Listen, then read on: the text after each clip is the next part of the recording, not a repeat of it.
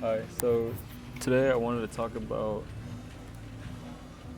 vancomycin.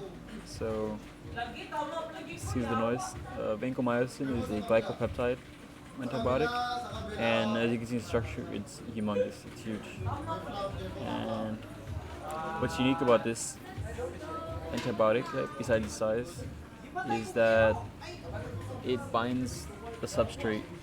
So, the diala, which would be what you make for the wall of a cell, right? A gram-positive cell. This is the bricks of this issue. You can think of the peptidoglycan is essentially the bricks of what the cell wall is, and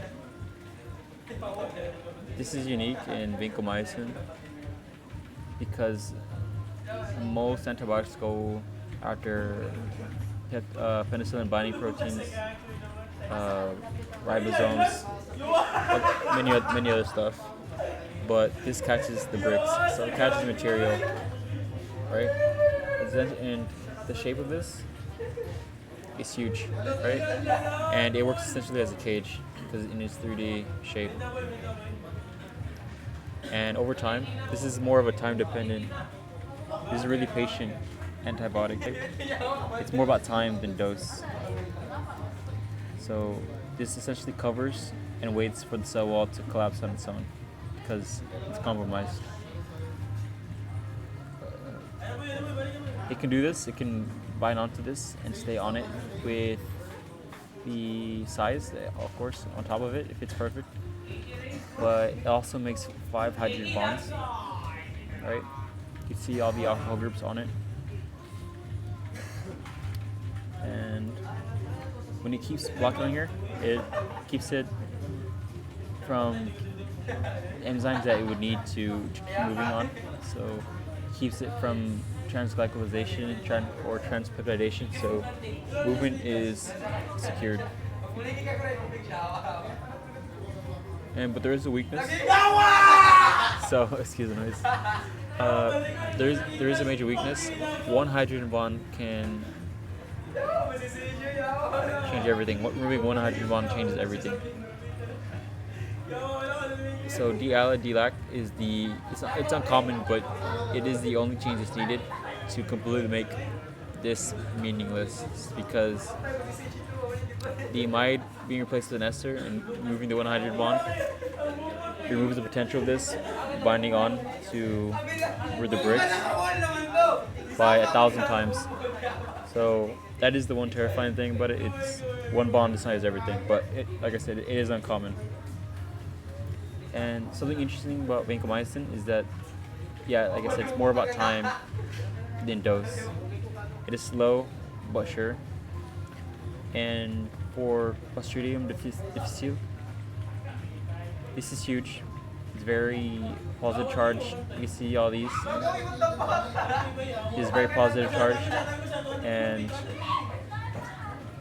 very polar. So when it enters the body, it stays unabsorbed, essentially. When you take it orally for Clostridium difficile, it stays in the gut and will get rid of it. And it really doesn't enter the blood. But it is toxic for the kidneys, where it can build up and damage the mitochondria, unfortunately. So this is so big, and its shape is unique, and it's positive charge, very polar.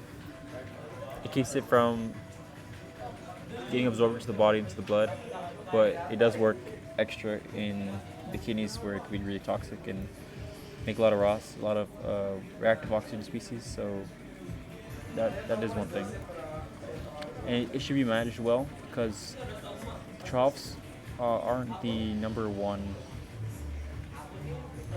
indicator of how this is working. So that should be measured right. It is also the first choice for MRSA. So beta-lactams bind onto MRSA, don't bind onto MRSA, but vancomycin's path for the substrate works for this. So MRSA, something that comes from many hospitals. This is the first line for it. It's very unique in that. But the problem with this is where it does work is in gram positive. It never works for gram negative. It's way too large to enter the gram negative. It cannot enter. It's humongous. You know what I mean? The porins are just too small. So it's only gram positive, never gram negative. That's something you should always remember about this. And there is red man syndrome, but it's not an allergy, not a typical allergy from histamines, right? So it's not really an allergy. It's not antibody E related. It's the mast cells directly falling apart due to the structure because it's humongous. Has a lot of hydrogen bonding, and it's positive charge. So this doesn't work well with mast cells, and they pop from calcium influx, and the histamine inside the mast cells gets out, and this is what red man syndrome is, because you turn red.